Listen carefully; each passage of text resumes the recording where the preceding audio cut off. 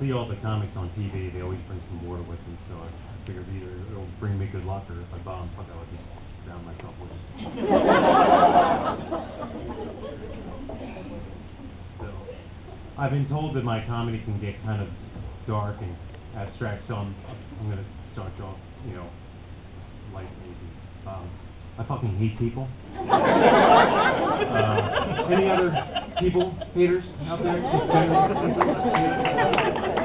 How can you not? Fucking DC. But no, I don't know when it started. I just hate human beings in general. Just in general, the whole, upright walking I don't get it. It's gotten to the point that I leave the house, the first person I see on the sidewalk, with Jesus Christ, there's another one. Walk around the corner, oh great, another one. This one has brown hair.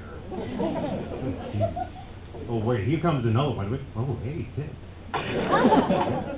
Maybe they're not bad after all. So what does a guy with a misanthropic nature do to cure his opinion about humanity? He moves to D.C. and he studies politics. Yes! No. Don't do that. You look like you have a tear now. It might bring back any bad choices you made. It's either that or she farted or something. But no, I did. I moved down here from Baltimore. Anybody from Baltimore? Yeah? Who gives a shit? Okay. So yeah, I did move down here from Baltimore a few years back and quickly adapted to the whole DC mode of life. The most annoying part of which I'll never get over is the whole business card thing. Here, take my business card. Here, even the homeless people have business cards.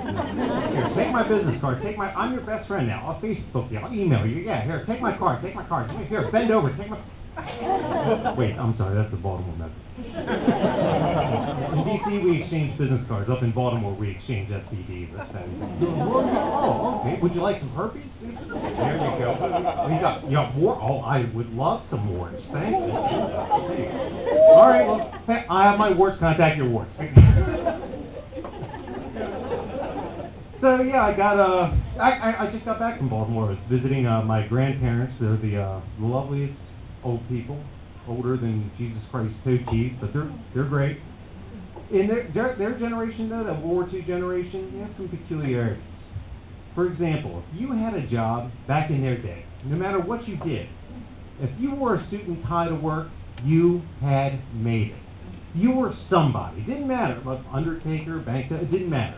Consequently, every fucking job I've ever had in my life, the first question isn't, what do you do, how much you make? It's, do you get to wear a suit and tie? I could be a jizz mopper at a Bangkok peep show. And I could, too. I took the online application. So apparently all you need to do is prove you can clean off your laptop and you get the gig. But if I were there in Bangkok at that peep show and I was wearing a suit and tie and Granddad was there, he'd walk up. Oh, look, Nick, that guy over in the corner. He just made a triple shooter. Here, go take this mop and make us proud. By the way, I'll be at the booth at the end. I'll see you in 10 minutes. So, yeah. Another thing about Baltimore, I don't like going back up there for certain reasons. Ex-girlfriend being one of them. I'm scared of running into one in particular. Have you all ever dated that one person who was perfect in every way except that one thing? I'm not talking like, oh, he's so great except for that unexplained torso in his back door. I'm talking about something a little more benign, like a smell. I dated this girl a few years ago, and she was great, attractive. She was an art teacher. She was smart. Well, she was an art teacher. But she was sweet. And guys, sweet is guy code. So on the first date, I get this little whiff of BO. Just this tiny little whiff. It's a weeknight. You've been on your feet all day. You haven't had a chance. Okay, fuck it. It's almost kind of cute. Next date is a little stronger. And it's the weekend. There's no being on your feet all day excuse here. But because she was so sweet, I decided to give her one more shot. And on the third date, we're just there on her couch, and it is bad. It's really bad. My eyes are watering. She smelled like the sweat from one of King Kong's hemorrhoids. And I figured, when you go into like a stinky locker room, after a minute, you don't notice anymore. You get used to it. I'm thinking maybe the same principle applies here. So I snuggle up to her right on that couch, and I fucking bury my face right in her armpit. I just begin just trying to breathe, just trying to get used to it. And she notices that she's getting turned on. She thinks I'm coming on to her. I mean, it is our third date, and she is an art teacher. Should have taken the first 5 fucking minutes. And she begins to, oh yeah, and I'm like, oh God, oh God, oh yeah, oh God, and finally she can't take it anymore. She grabs my shoulders and she turns, she looks at me and she goes, I want you to fuck me. And at this point, I'm just so overwhelmed. All I can say to her is,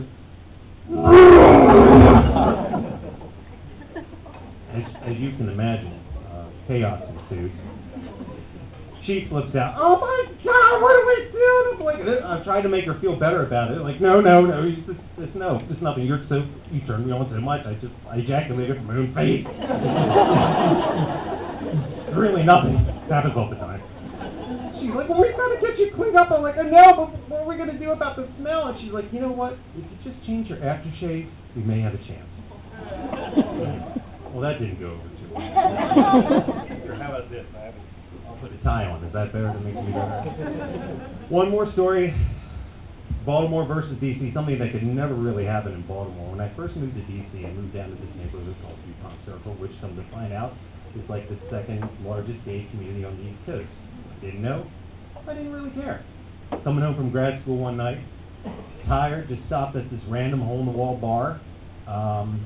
Just sat down, had a drink. Lo and behold, after a minute, here comes this cute little Mexican chick right next to me, hand on the leg. Hi. She could hardly speak English. I didn't really care.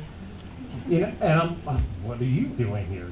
This is very odd. And we hit it off like, nobody's business.